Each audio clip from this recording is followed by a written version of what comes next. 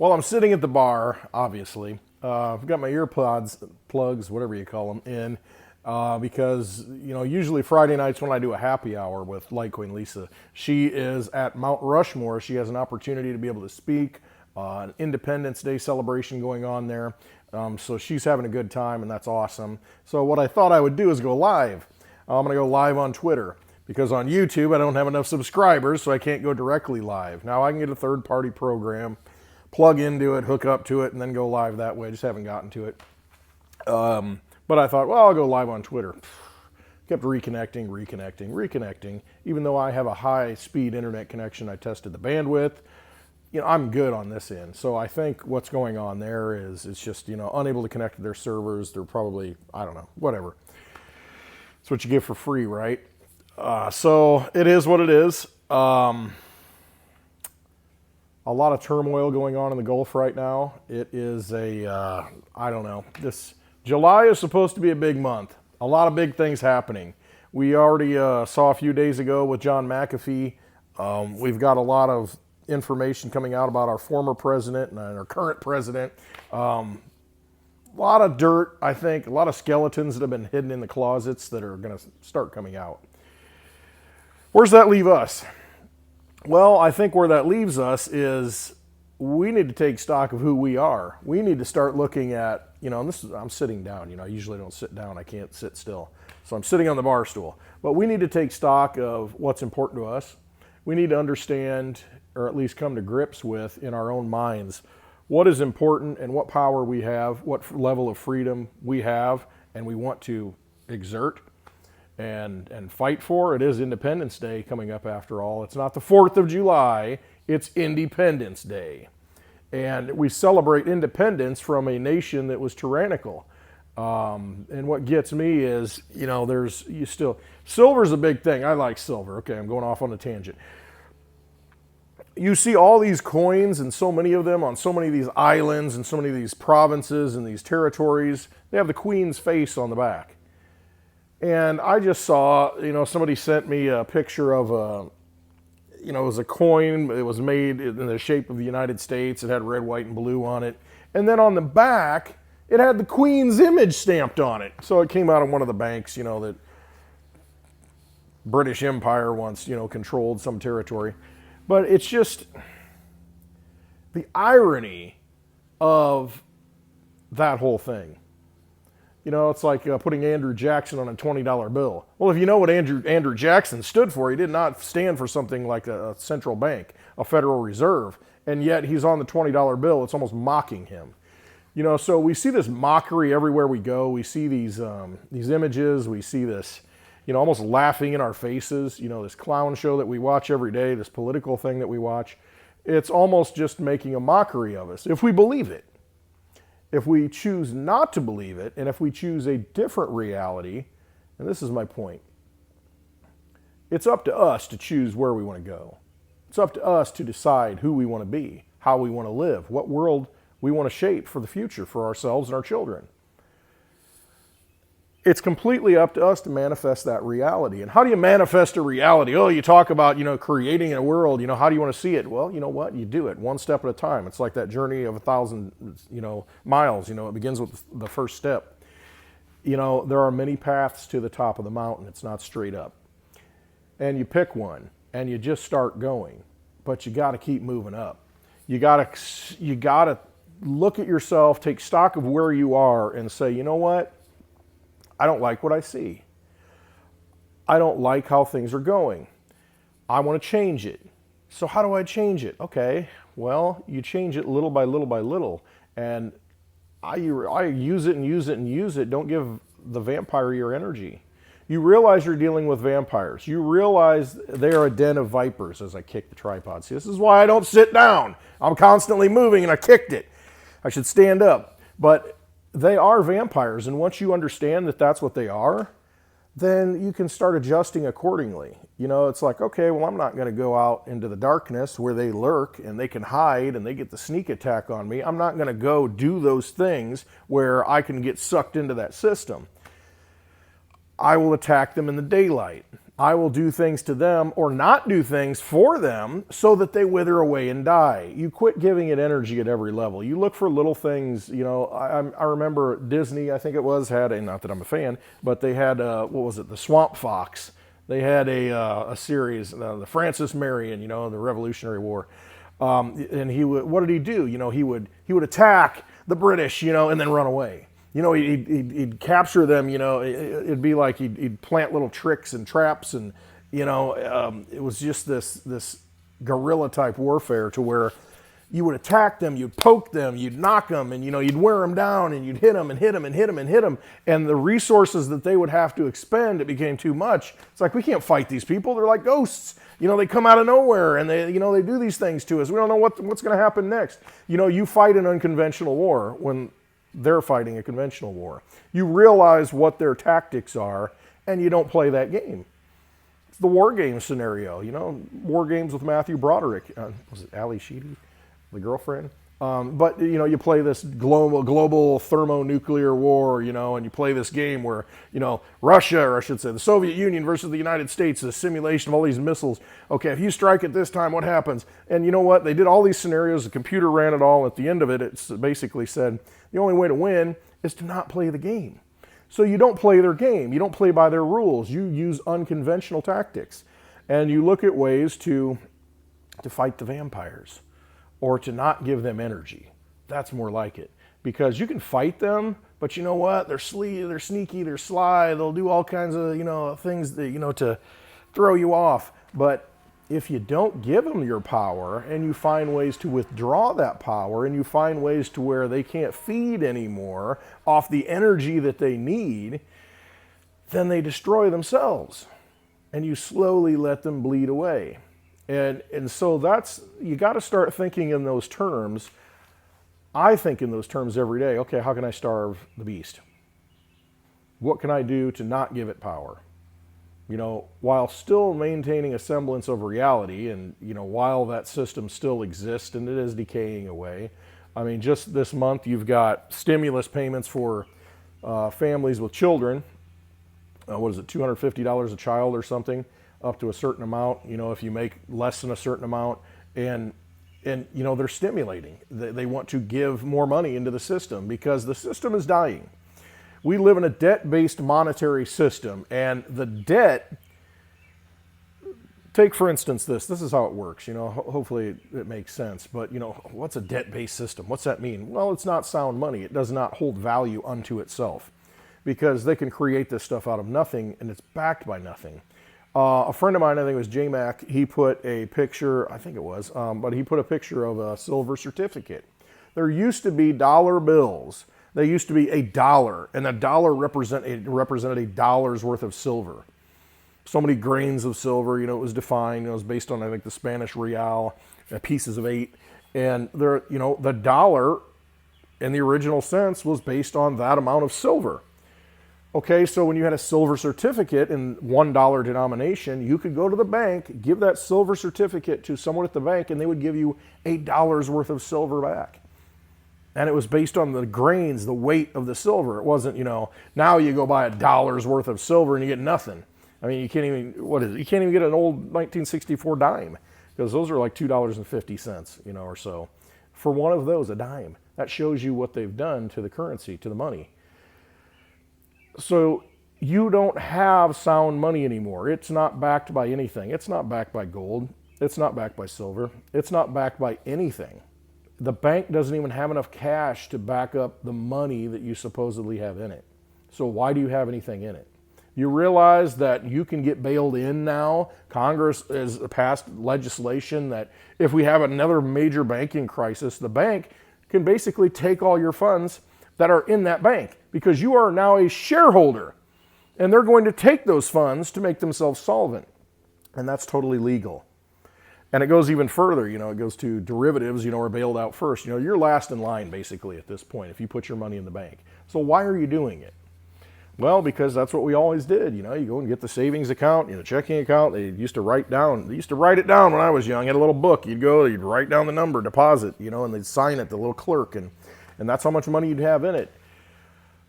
But it's not there, because if you go and try and take money out of the bank, if you've got a considerable amount of money in the bank and you try and take out, let's say $10,000, that's going to raise a red flag. You have to fill out paperwork to get $10,000 in cash, because you have to report that to the federal government. It might be the IRS, but one of the crime agencies. You have to tell them what you're using that money for, because it could be used in an illicit activity, Okay, even though it's supposedly your money. Well, that's the thing. It's not your money. They print it up and they give it to you. And it's just like going to a casino in Las Vegas, or a casino anywhere for that matter. They have them in every state. But you go to a casino, you turn in what money you have, and they give you poker chips with their symbol on it, their label, their insignia, their crest. And it's good in that casino. When you leave that casino, what's it worth? It's only worth what someone might give you for it. It's the same with the, quote, U.S. dollar now, which is not a U.S. dollar, because that was backed by silver. It is now a Federal Reserve note, and it says it right on the top. All you have to do is look. It's no longer silver certificate. It's Federal Reserve note on the top. So we're in a situation where we're in this big virtual casino, and we're forced to play with those chips. However, they keep devaluing those chips. If they need more, they'll just bring some more out of the back. And then they'll go buy up stuff with it. They'll go buy a bunch of houses with it, so that you now have to go try and find a piece of property or a house where you want to live with your family, and it now costs 50% more. Why? My wages didn't go up that much. So why do I have to pay that much more for a house? Well, because people are able to get basically free money, and they go and buy this stuff and drive up the price. And then once it gets driven up so high, they'll sell it, and they'll make 100% on their investment and take it out. And then you're stuck with a house that you overpaid for. And guess what? You can't sell it anymore, because you need to live there. And so you're stuck, for 15 years until it recovers. So it's a big Ponzi scheme. It's a big game. That's all we're playing in. And so my whole point is, how do we withdraw our energy from that system? The way I've looked at it is, I take my money out of that system and I start using a different form of money. You can use silver. You can buy silver and hold that. You can buy cryptocurrency like Litecoin. These are things that are outside of the existing casino. And yeah, they're volatile. But the thing is, you hold them, you own them, and you can use them. And as more people come into these markets, and more people see value in those things, the more people that you can barter with or pay with these things. I would rather have Litecoin. I would rather someone pay me Litecoin than anything else right now. And why is that? It's because I know that it's verified by the network, and I know that I've received that Litecoin. It can't be counterfeited. I love silver. Gold's okay. It's overrated. Compared to silver, silver's much better investment as far as I'm concerned. Better use case.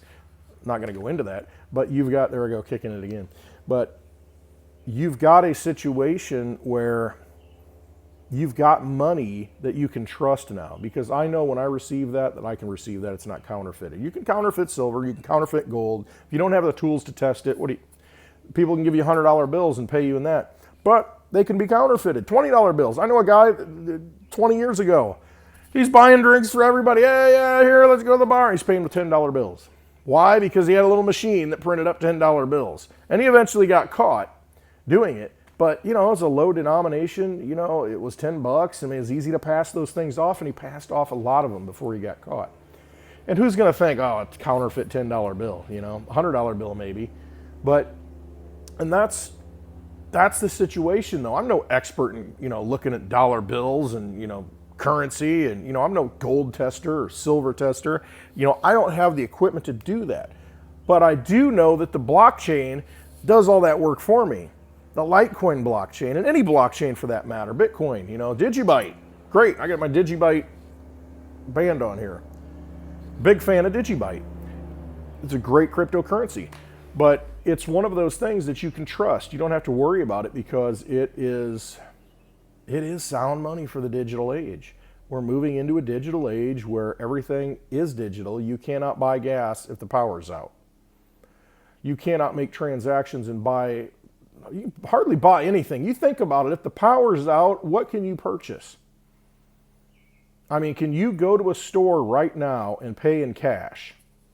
and get something and walk out the door, you know, with it folding into the system. Because all these registers, they scan it, there's a barcode on it. You know, it all comes up on the electronic register. I mean, it used to be, you know, you'd have to key all that stuff in and the drawer popped out. It was mechanical. Now it's all electronic. And you might not even be able to get the drawer open unless you got a key. We're so based on, you know, people say, well, what happens to Bitcoin? What happens to Litecoin if the power goes out? Well, what happens to absolutely everything else when the power goes out? Again, you can't buy gas because the gas pumps are all electronic. Everything's electronic. You pay at the electronic, you know, cash register. Think of a place, everywhere you go in a day, think of a place where if the power went out, you could still do business. I mean, most people, you know, unless someone owns that shop and they're actually working in that place, you know, but most employees who are not owners, who are working in that shop, they're not going to know what to do. There's no procedure for that. There may be in some places, but, you know, if you own your own place, they may say, okay, yeah, give me this and I'll give you this. You know, here's a loaf of bread, you know, give me a couple bucks. You know, give me some change. But how do you get around that when the power's out? And they're not going to be in there all day when the power's out. That power's out, they're going home. They're locking up because there's nothing they can do to function as a legitimate business. So you've got to realize that's the situation we're in. Now, am I a big fan of it? You know, hey, I've got mixed feelings. You know, it's, you know, I'm kind of a back to the roots. You know, I like to have my hands on things guy. And, but the thing is, the majority of people, if we do not have a working power grid, if we do not have electricity, then everything fails to function. Nothing works. You don't get your gas, you don't get your food, nothing works anymore.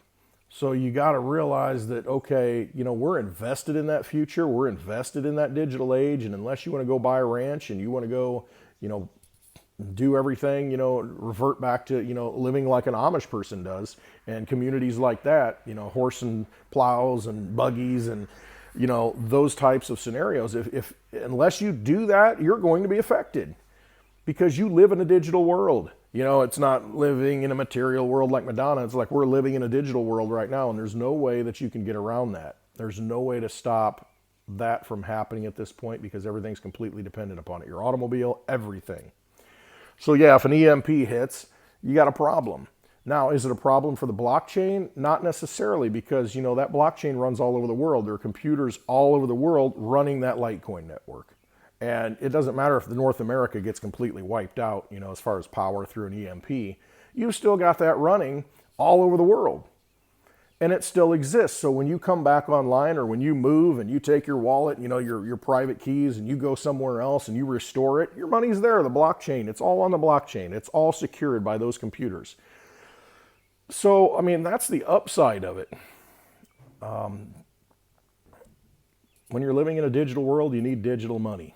And you need sound money for the digital age. And sound money, to me, it's like silver. There's a finite supply. It has a use case. It does something very well. It's necessary. Litecoin is that same way for me. There's 84 million that can ever exist. That's only 0.25 for everyone in the United States, roughly a quarter of a Litecoin each. In the world, it's only like 0.01.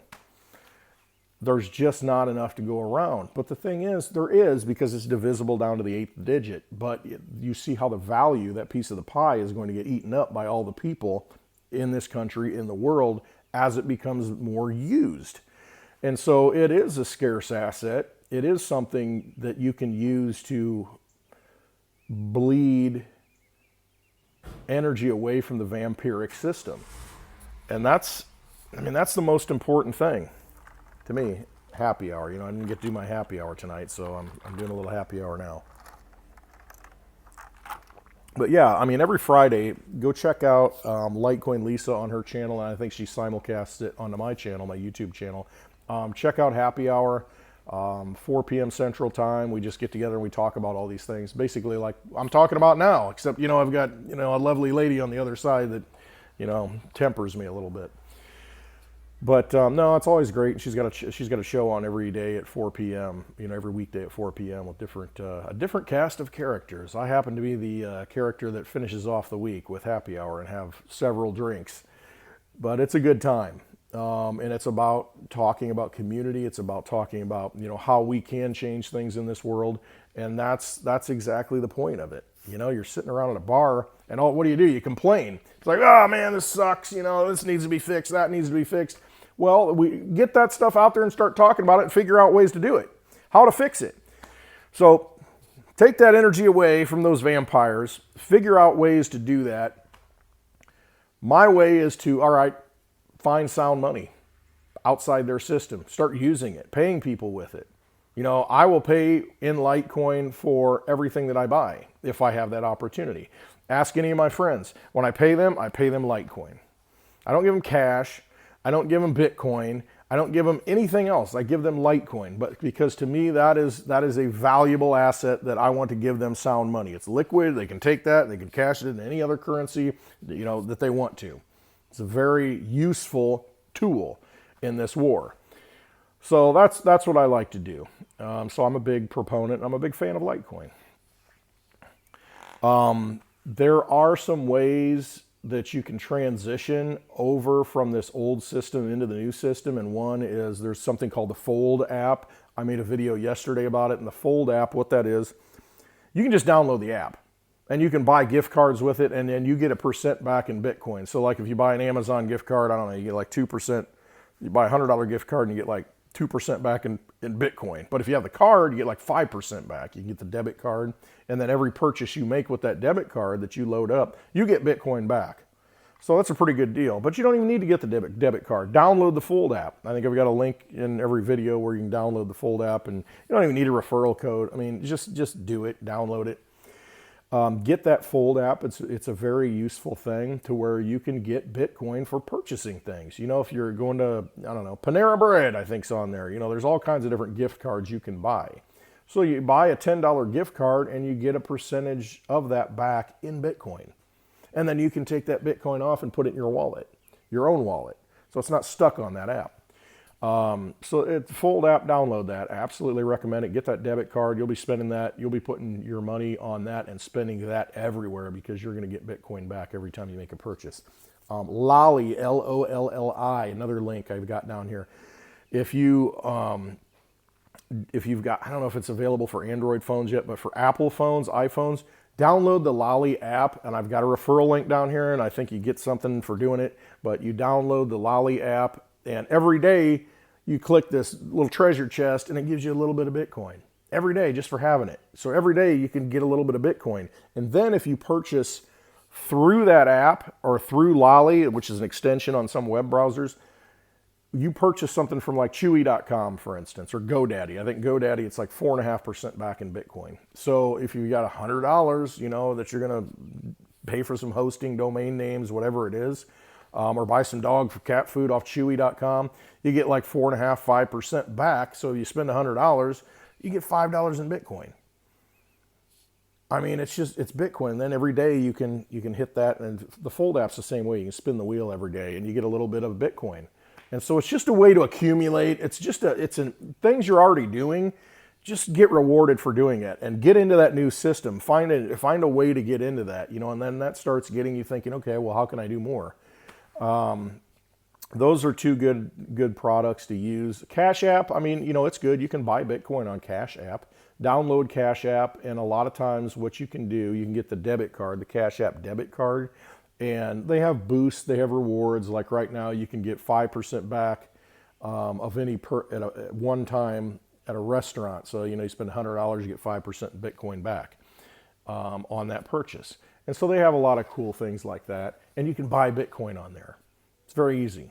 Just buy it, and there it is, boom. And the fees are pretty good compared to other exchanges. So Cash App, that's a good one to get. I think I've got a referral link for that. I think you get something, a benefit out of that. I don't know. Just sign up. The more tools you have like that, the better off you are. And see, these are transitionary tools, because you're using a Visa card, you're loading up with cash, a debit card, and you're getting rewarded in Bitcoin. So, you're using the old system, transitioning into the new system, but it gets you a leg up, and it gets you, it adds up. That's the point. It adds up, and you get Bitcoin. So very important to do that, I think. That's a way to kind of take energy out of that old system because they want to get into the new system. They want to drive the price down. They want to get that Bitcoin as cheaply as they can get it. And that's what they're doing right now. We are at probably, I think, in my feeling, the last point where we can get a good price on cryptocurrencies before they skyrocket. Could be totally wrong, but that's my feel. By the end of this year, everything changes. And I just don't miss out. Do your own research, look at it. But, if you don't buy any, that's fine. If you don't resonate with it, that's fine. But at least, use those products that I just talked about to get some of it and just have it. Learn how to open up a wallet. Go to my website, clintwestwood.net. I've got all the links on there to all this stuff. I've got links to videos. Learning about these cryptocurrencies, just watch them. And, there's not a lot on there, but the stuff that's on there will get you started. And it gets you, an idea of what these cryptocurrencies are, why they're valuable. I've got a lot of links to the videos on there that I've done, happy hour videos. But, it's not just about that. It's about, it's an educational website, very basic, just has links, no pretty pictures, anything like that, but it's just content. And so you can go watch that stuff and, get up to speed, if you're new to this stuff. That's an important thing to do. You gotta get ahead of this thing before it runs you over because eventually you're going to be buying Bitcoin and you're going to be using cryptocurrency. So you're better off kind of getting into it now and learning a little bit about it. And it is daunting, but it's not difficult if you just walk through the steps. And that's what I tried to do with the website, just kind of throw stuff out there. And you know what, if you have any questions, email me. I've got my email on there, and I've got my link to my YouTube channel. I've got my link to my Twitter page, whatever you call it. It's not a channel. I don't know what it is. But, everything I post, you'll see it on there. And I just try to bring content. I try to bring value. I try to help people wake up to the situation that we're in and try to get out of it. I want better for people. I constantly hear, I wish somebody would have told me about Bitcoin 10 years ago. The thing is, I knew about Bitcoin in 2013. What did I do about it? And you come to it at your own pace, and it's never too late. It's just you get there when you're supposed to get there, and you know what? If you hear about it, take a look at it. Look into it, and there's free ways to get it, just to get it. You can go to a CoinFlip ATM and put cash in, and you can get crypto back immediately. That's another place, coinflip.tech, TECH. Check that out. You don't have to sign up for an exchange or anything.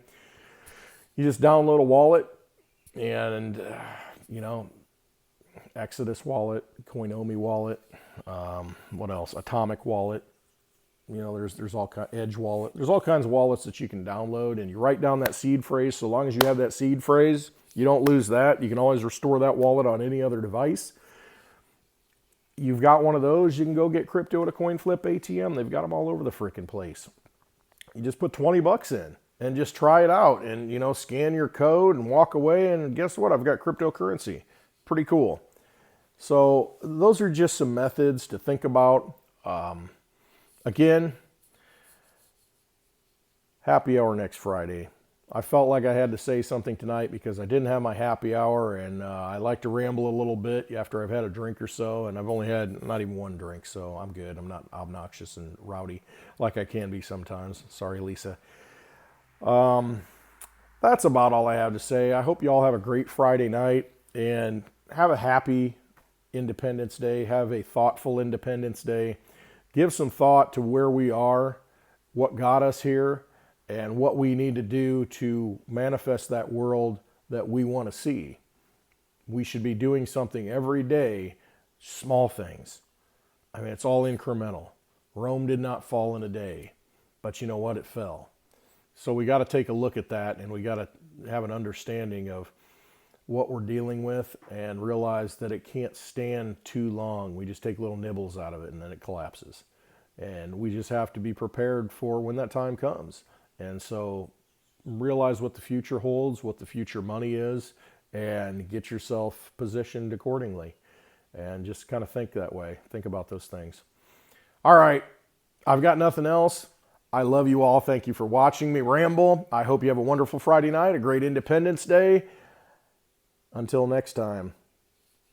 It's always happy hour at Westwood. All right. Love you all.